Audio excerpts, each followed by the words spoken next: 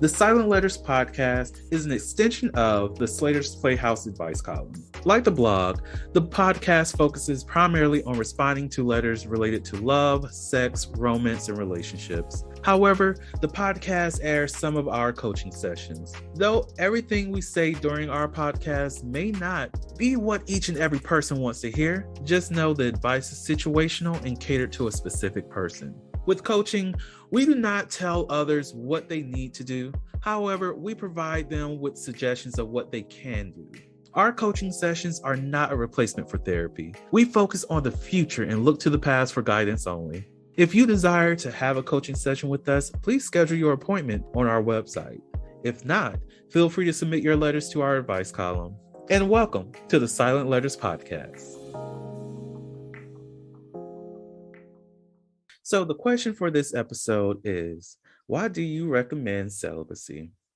For those who may be unfamiliar with celibacy, it is the act of making a vow to abstain from sexual activity and, according to some definitions, marriage.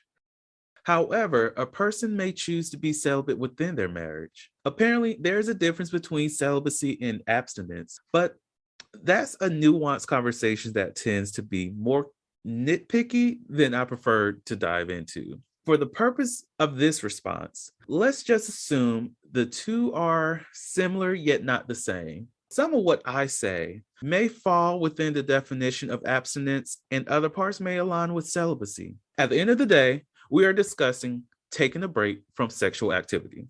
To clearly respond to the original question, I must ask my own, what is the purpose of going on vacation?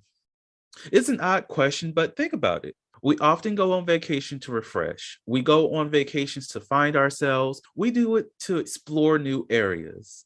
We go on vacation to spend quality time with our loved ones. The same can be said about celibacy.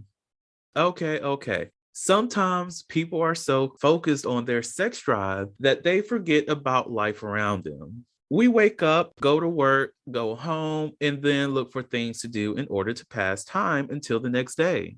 Sometimes the thing people are looking to do is have sex, or they log on to their favorite dating app or social media accounts to find a potential partner for sex. Some people are so focused on their sex drive that they forget others have lives. In a way, this thought process is selfish, but it is also understandable. But the reason the thought process is understandable is a conversation for another day. At times, we have to understand who we are outside of our sexuality. Sex is fun. Let that be clearly stated. However, sex does not have to be the only source of fun in a person's life.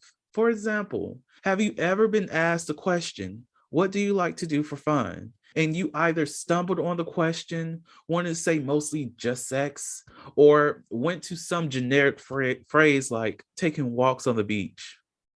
Or how about this scenario? You're home alone and you are bored. So your first thought is to message someone you're dating or interested in. Let's now dive deeper into this scenario. As I mentioned, you're home alone. You message your person of interest. Let's say there has been conversation in the past. You know some of their likes and they know some of yours. Remember, you're bored. You ask them how they're doing and whatnot, and immediately go into asking them what they're up to.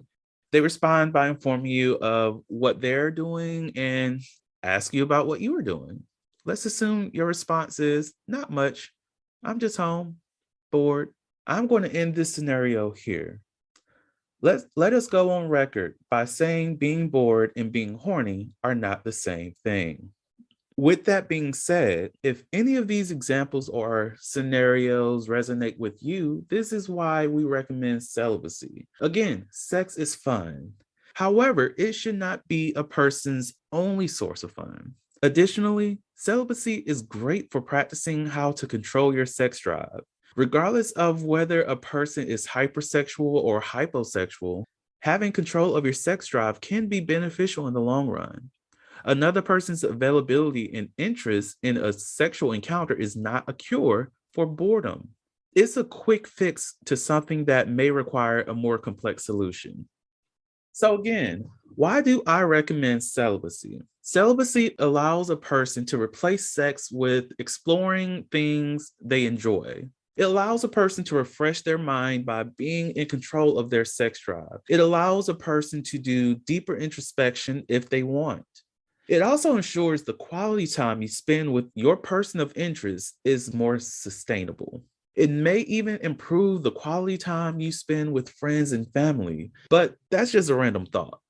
Now, as a caveat, this response is somewhat assumptive that the person who asked this question has been sexually active in the past. But the same can be said for those who have not engaged in sexual activity.